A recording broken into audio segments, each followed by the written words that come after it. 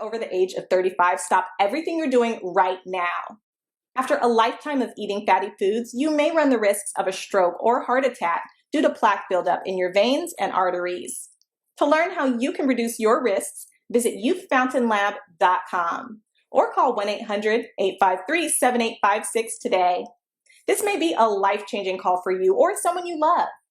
Thank you, and we hope to hear from you. They got to the point where they just wanted to do interviews, and I think that's what killed them. When I came home, I told them, I said, Norm, you're killing the show, man. You need to maybe do one interview. One interview here and there is cool, but the dynamic was us three talking and stuff like that, or bring somebody in and talk about current events, current topics.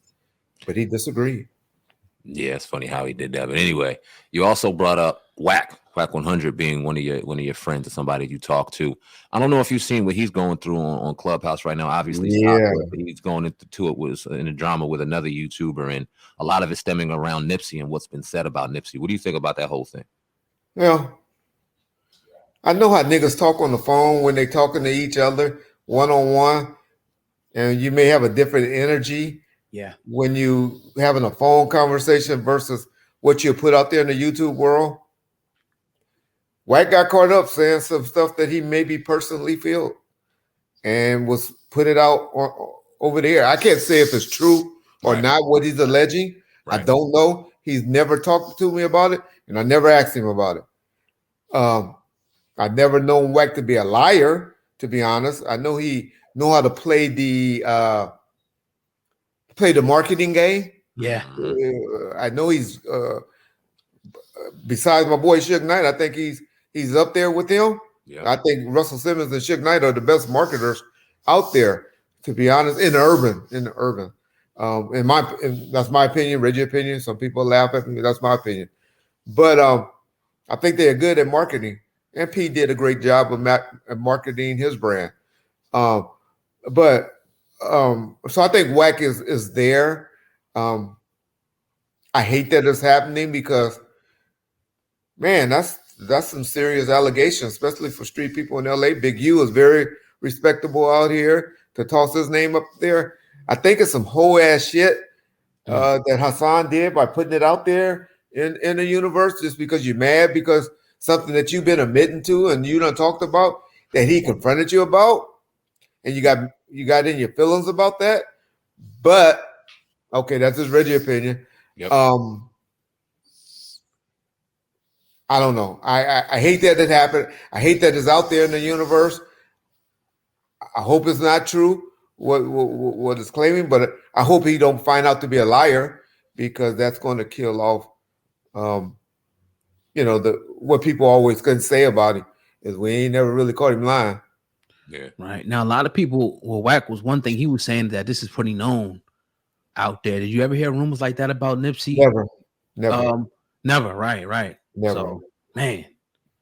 But good. I'm not in that world. I kind of stepped away from it. I'm not in that world. Wack was in that world. Wack was hanging over there. We all know him and Big U was 100 at one time. They fell off on some stuff that I know about. Right. And, it ain't my place to speak on, which I think Big U and my boy Suge was wrong on doing the Wack, playing over there with E1, but I'll leave that alone. But they were wrong for that. But other than that, that's not my world, so I don't know, but they were 100 until that happened. And Wack had or have a lot of respect for Big U, other than they have a disagreement going on right now. What do you think about the accusations that were brought up against Big U? Now, obviously, it was a YouTuber running his mouth, but it was some serious accusations made against Big U and plotting against Nipsey as well. What do you think about that? We asked Big U that personally too, as well. Yeah, okay. He came out and Sam, the brother and Big U, they kind of said that and put that out there before. Right. You know what I'm saying? I don't know if it was to that extent, but the brother Sam kind of put that out there. People don't know that Sam and Big U done had some run-ins before. They didn't allow Big U to come to the funeral, as far as I know, or there was some issues about that. So there must have been some issues, but I can't speak on it because I don't know personally or know for a fact. Right. But I did know of some issues that has happened between Nipsey brother and Big U. Gotcha. And I don't know if it's been publicly put out there yet or not.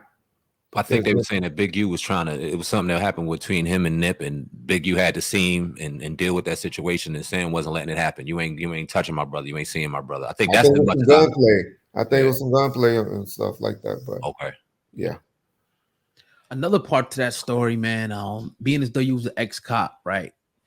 How do you feel about 6ix9ine? Wack 100, it came out and pretty much said that he is the manager now of 6ix9ine. How do you feel about his reemergence in the industry? How does that make you feel? Well, I always said only place that dude can tours out of the country, in my opinion. No vineyards going to let him in there. I can't see the owner of all of these major arenas and stuff allowing him to bring that element into their arenas. They don't need the money. So he probably have to go out of the country. Wack, the millennials don't care about snitching. Niggas don't know nothing about that, man. They don't give a crap. And so I get it. I get it from that standpoint about business. If you want to take the business, if you're telling me would I do it as a businessman, yeah. If you want to play it as a ex or being associated with guys that's from the streets, then I'm supposed to say no. Right. But man, I'm about making money now. And as long as that little nigga making money, I probably won't get in no car and go slap nobody with him. But if I can send you out to Ireland or the UK and get 20% of your money, yeah, I might do it too. I ain't mad at you. I look at it at that point. I think that's what Wack looking at it from the point of view of that. Got you. Want to transition to death row because it's crazy that the conversations about Tupac and his death and all is still relevant to this day. We seen Keith D a couple weeks ago and stuff going on with him that he may be even charged or accused of things like that. What do you think about this whole thing and how it still holds as much weight as it does 20 some odd years later? I think we did it as a black community for Big and Tupac. We kept their legacies alive by YouTube and eventually podcasts and stuff like that. Kept them alive and kept them relevant, like the white folks did for Elvis, or maybe the reggae people did for Bob Marley. So I think we the cause of that, and we the reasoning for it. A lot of us get slack. Why you nigga? You 50 years old and you on YouTube and social media and all of that. Right. How can you say that mom, dad, or whoever they didn't have it? Facts. So we don't know when you're supposed to stop. We don't have nobody that tells us, okay, at age 55, you ain't supposed to be on social media anymore. We don't know. We didn't have all of this stuff. Right. And so I hate they say gang bangers or thug guys or gangsters, they don't talk on you. Well, I beg to differ with you. All the niggas that I know that are G's, from this dude named Gangster from Compton, well, I don't gonna call it names, but even Marvin Kinsey and Melvin Farmer, I know they cool with it. Right. They all on it, and those are the oldest ones from LA, that's out there that speak on this stuff. And so we don't know. And so I think that's what kept their legacies alive. And I think it's good that we keeping this legacy alive.